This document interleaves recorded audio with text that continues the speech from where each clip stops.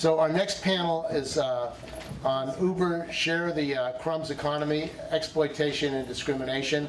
And our two panelists are Steve Hill and Ruth Silver. So maybe I can come up here. So I'll start this. I'll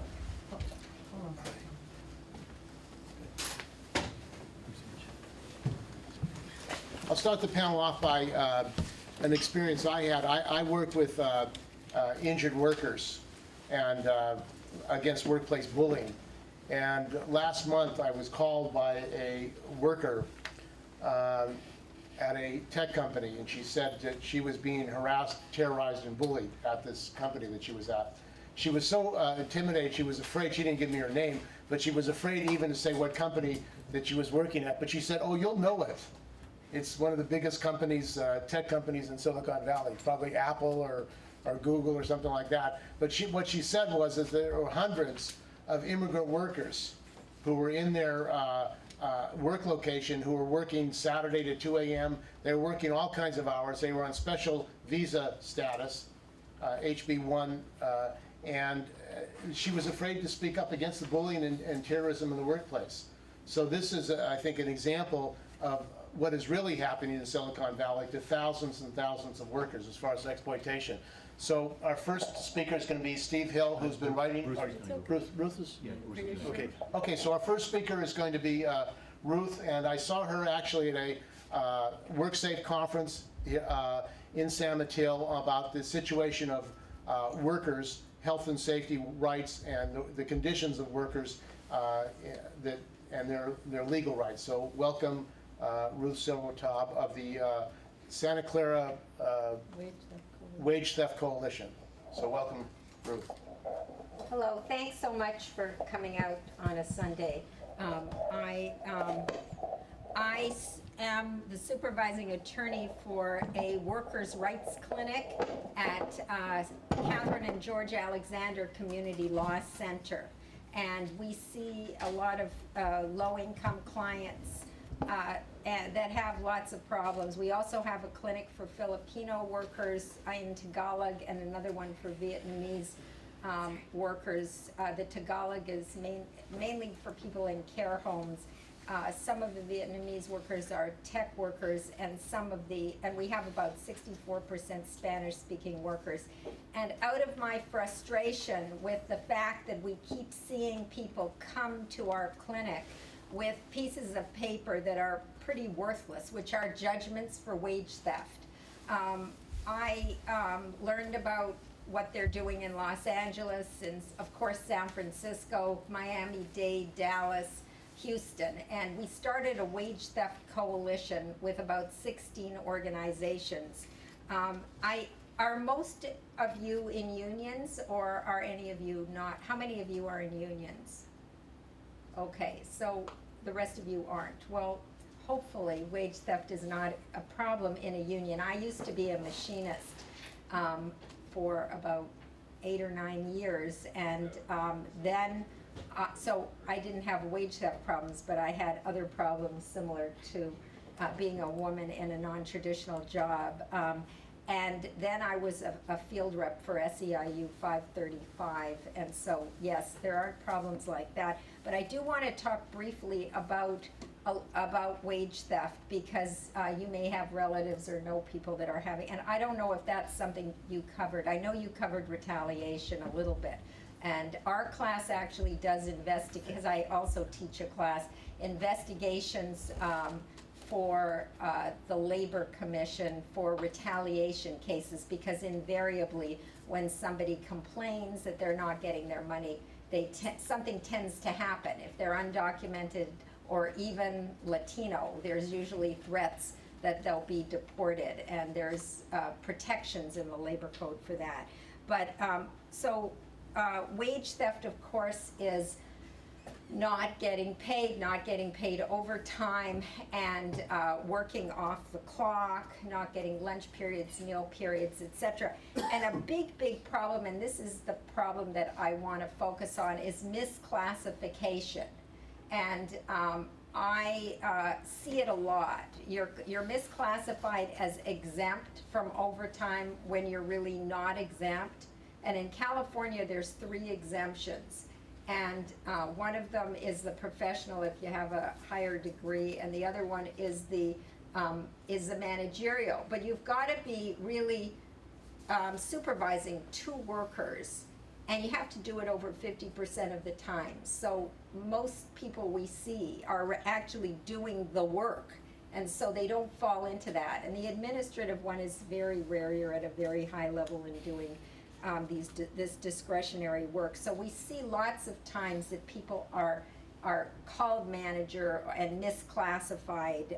So that's something that's really important. And then the other one, of course, is the independent contractor, and that's the one that comes up a lot in tech. In California, their Labor Code 3357, there's a presumption that the worker is an employee. And in California, there's this multi-factor test from this Borelli case, and the courts use this test, and the main thing is control. Do you control at the work, the worker, the manner and means in which they perform the work? Very recently, and there's a lot of factors, and there's lots of versions of this test. It's the economic realities test.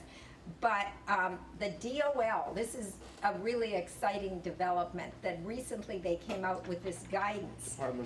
Department of Labor, sorry, that stated that you should look to whether the individual is economically dependent on the employer, and in general, an independent contractor is engaged in a business of their own. And I don't know whether this will stand up in the courts, but that's kind of how I've always thought of it, that they're a small business owner. And you all know probably about the Labor Commission ruling against Uber, and there's a class action in federal courts in California, Florida, and Massachusetts. And then FedEx, and I just love the FedEx opinion because they control everything down to the color of their socks. And they say, the judge said, if it walks like a duck and talks like a duck, it's a duck. And in fact, FedEx has been fighting this all over the country and finally settled for $228 million. And the problem in the sharing economy is that if the employer wants this quality control, reliable service, they've got to control. So that's the problem. I have a friend who's a hearing officer at the Labor Commission, and there was something recently where Uber or Lyft said you can't carry guns. Well, that may be a good idea, but that's more control. And he was saying, oh, more control, so each time they do that. And what's significant, as you probably all know, is that if you're an independent contractor, no minimum wage, unemployment, workers' comp, most discrimination laws, harassment under state law, you still have some protection, no leave laws, and you have to pay both halves of Social Security and Medicare. So wage theft, though, in industries that aren't union is a huge problem. From 2012 to 2013, there were $8.4 million that the Labor Commission found were owed to workers, but workers could collect only $2.8 million. And I did a public records request from April 2011 to April 2014 in the San Jose office of the Labor Commission. There's 1,073 wage theft judgments, and our Santa Clara County is the worst in the state. They receive an average of 294 claims each month, and they award more per worker. And if you're interested in these, NBC Investigative Report, they even have their own tab on wage theft. And we had this place, Crazy Buffet, that just drove me crazy. It was in Sunnyvale, 21 judgments, $1.6 million awarded by the Labor Commission, another $1 million working its way through the courts. Sunnyvale was about to cite it. And our coalition had direct actions where we had large rallies, 150 people, and finally they closed, which I think is a good development because if you keep committing wage theft, that's no good. And you all may have know in the tech industry, in 2014, Electronics for Imaging in Freetown flew in workers from Bangalore who worked up to 122 hours per week with no overtime, and they paid them in rupees, and it came to $1.21 an hour. And this company, EFI, earned $728 million in revenue last year. And the DOL Assistant Director, Michael Eastwood, who used to work in LA, states that it's worse than anything I ever saw in any of those Los Angeles sweatshops. You may have heard of Bloom Energy. It's best known for its fuel cell power generators. Well, they brought in 14 Mexican nationals to Sunnyvale to help refurbish their power generators, and they were paid in pesos, equal to $2.66 an hour. Wow. Bloom Energy developed its Bloom Energy server, or Bloom Box, over 9 years with $400 million in investments. And as a matter of fact, we went to Santa Clara County because they have this huge contract with Bloom, and I looked at that contract, and if they try to get out of it because of wage theft, they can't. They'll have to pay millions in dollars. So our coalition advocated, and now Santa Clara County has a measure that was passed that says if you bid on any contract in Santa Clara County, you have to disclose if you have judgments, and it's a material breach. In other words, they can revoke that contract. So Bloom Energy and all those others, that's a start. We also want permit revocation, and I know in LA you were able to get police permits revoked, and we're working on getting permits revoked, because whatever the Labor Commission is doing, it's not doing enough to stop this. There's this new bill, SB 588, that's going to have liens that the Labor Commission can use, $150,000 in bonds. They're going to have individual liability, because Crazy Buffet, if you look on the website, they've got 8 different owners. I mean, it's same Crazy Buffet, but they keep changing the ownership so they don't have to pay. Well, this will give individual liability and also joint and several for liability for janitors and the care homes, because if Microsoft hires a janitor, then Microsoft will be on the hook if the janitorial service doesn't pay. So that'll be very powerful. I want to touch a little bit on these visas too. The H-1B visa, you probably know what that is. It's the guest worker visa. And the thing is that people who are abused using that visa and aren't paid, even though they're supposed to be paid a prevailing wage, not a market rate, but a prevailing wage, they usually won't complain, because if you're terminated, then you have to go home. So, when you have someone on a visa, it's easy to exploit them. The body shops exploit low-paid guest workers, and those are the staffing agencies. DOL's Department of Labor state that in 2009, a large number of wage and hour complaints were related to body shops or staffing companies. And they found that they house up to 10 workers in a small apartment. Pay is withheld from paychecks and illegal fees charged. And it's hard to enforce because there's so many layers. They contract and then they contract and then they contract. So that's a huge problem. Even worse is this L1 visa. That allows employers to transfer employees from the home country here. And there's no cap on visas. There's a cap on the number of H-1Bs. The L-1A is for managers, executives. The L-1B is for workers with specialized knowledge. And employers love this because there's no wage requirements at all, except of course, they have to pay the minimum wage. But they could hire a software engineer and pay them the minimum wage, and there'd be no problem. And they boast that they can get workers who work for low pay, and they tout the advantages and cost savings of hiring these workers. So that's what I wanted to talk about to do with wage theft. Also here we have Silicon Valley Rising, which you've probably heard about. It's a lot of unions that are working together, and they had a successive loop Facebook shuttle service with the union contract, and also Apple, Yahoo, Genentech, and Zynga, and that's going to be the Teamsters. I did want to talk briefly about gender issues. You were talking about the harassment. The gap between women and men in Silicon Valley is the largest in the state and nationwide. According to Joint Venture Silicon Valley, in Santa Clara and San Mateo counties, men holding bachelor's, professional, or graduate degrees earn 52 to 61% more than their female counterparts. Statewide and nationally, it's 41 to 49. And it's very high, the gender gap for women of color. White women earn 78 cents for every dollar a man makes. Latina women, 54 cents. African American women earn 64 cents. A study conducted by the U.S. Government Accountability Office looked at women in non-traditional jobs in government, and there's still stereotypical assumptions that engineering and math, women aren't very good at that. They're perceived as more committed to caregiving. Women should be in traditional female positions such as clerical, nursing, and teaching. They're perceived as too aggressive if they behave in an ambitious manner, but too weak if they're collaborative, and that they can't perform high-level positions.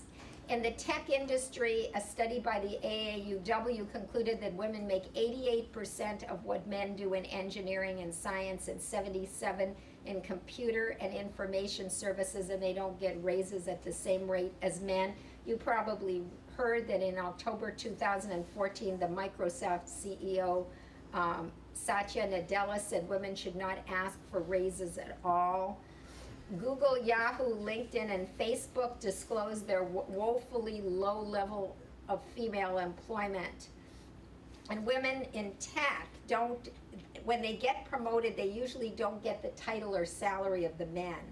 And according to a UC Hastings study by Joan Williams, nearly 3/4 of women reported that they do more office housework than the men, fetching documents, planning conferences and parties, cleaning up messes. According to a 2014 Hastings study, when women are direct, outspoken, or assertive, they face a backlash called she calls it the sexual harassment of uppity women. There's an avalanche of sexual harassment in tech, according to her, and that was what you were maybe mentioning, ranging from obscene emails that tell them to leave the industry because it doesn't need any more C words ruining the industry, to booth babes and networking events held in strip clubs. The programmer culture has pushed many women out of the field, as you've probably heard. In 1981, women held 37% of all computer jobs. Today it's 26%, and 41% leave after 10 years as opposed to 70% men. Now, this is a topic I'm really passionate about, which is transparency of pay. Because you're never going to know if African Americans are paid less, or Latinas are paid less, or women in general are paid less, if you don't know what people make. And that's one thing that's good about unions, you do know that. But salary transparency, it's a tool to narrow the pay gap. Companies often have policies where they say, hey, this is privacy, this is confidential, no one should know what anybody else makes. And that violates California Labor Code 232 and the National Labor Relations Act. You know, the National Labor Relations Act protects protected concerted activity. And even if you're in a non-union shop, you are allowed to talk about what you earn, and you're allowed to talk about working conditions. So that's really important. And you might have just read recently about this Google employee, Erica Baker. Well, she decided that she wanted to find out what everybody was earning. So she revealed on Twitter that she faced retaliation for doing that, because what she did was she compiled a spreadsheet of employee salaries. She circulated it on the internal Google social network account, and it started to reveal pay inequality among Google employees. And so what happened was, apparently at Google, they can give recommend people to get bonuses. And she kept getting recommended, and she kept being denied these bonuses. And Google was not very happy that she was doing this. And any of you who work in non-union workplaces, there is an unwritten policy. Do not discuss your pay. And often you're threatened with termination, and we've seen that in some of these retaliation cases. Also, women, for various reasons, don't negotiate, and Reddit and Jet have a no negotiation policy. So we have an Equal Pay Act in California. It's Labor Code 1197.5. There's also the one in federally, and the EEOC enforces that. So if you do find out what people earn, and there is a discrepancy for women and men, it's the Equal Pay Act. There's also Title VII in the Fair Employment and Housing Act for pay disparity, and usually, and that's because of race, disability, and also gender, and people tend to bring both those together. And the statute of limitations is 2 years and 3 years if it's willful. So and it specifically mentions in the government code section discrimination in compensation because of physical or mental disability, color, national origin, medical condition, sexual orientation, or sex. And for fair employment and housing, you need 5 people. There has to be 15 if you're bringing the federal suit. And in a very exciting development happened in San Francisco. They are requiring city contractors with at least 20 employees to file annual reports with the city's Human Rights Commission, and they're making them provide data on race and gender. And that's an initial step that they're taking now, where they've formed this advisory board and they're hearing testimony, and then they're gonna pass something. So I think it's in terms of the inequity in pay, either government's mandating it or some employees who take the initiative and talk about it. And if they're fired, then they should file retaliation claims. I did want to mention really fast, I don't know if you mentioned it, but immigration-related retaliation. We're finding a lot that when people complain, they threaten to go to the police, the employer, or ICE. We've had many cases like that. And what happens is that there's now a new labor code section, and it says there can be up to $30,000 in fine because there's a fine there, and then there's 1102.5, and there's 98.6. So there's a lot of fines. Also, when a business can lose its business license for 7 days, and then 14 for the second, and the third one, 30 days. And if a lawyer, because we often get letters from lawyers, if you don't drop this claim, etc., then the lawyer could possibly get disbarred. So people, if they are threatened because they're asking for their wages or they're exercising some right under the labor code, or even pay transparency, then they should definitely look at those retaliation.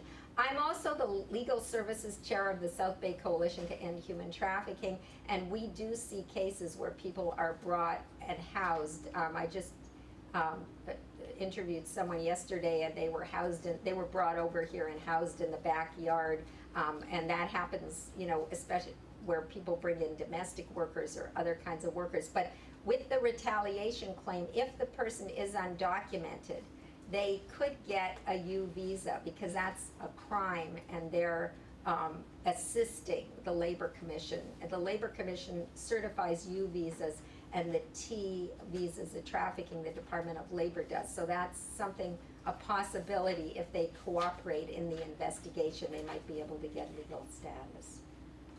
Okay, thank you.